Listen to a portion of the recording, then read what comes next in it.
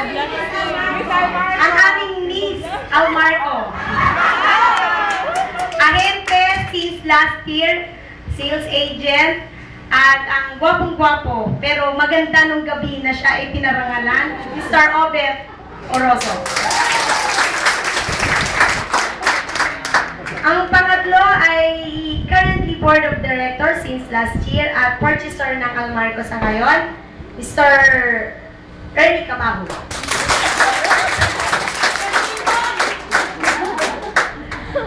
At ang nag-iisang rosas sa lamesa ng mga hurado, currently treasurer ng Board of Directors ng Almarco Fit Meals, at dating teacher namin ni Sir Danny, guidance counselor ng St. Mary's School, Ma'am Joben Sangala.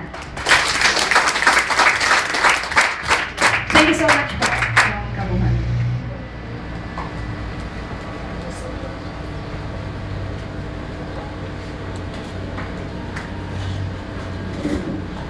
Ang basihan para sa pagbibigay ng grado ng Board of Directors: audience impact 10%, stage presence 20%, personality 30%, intelligence 40%.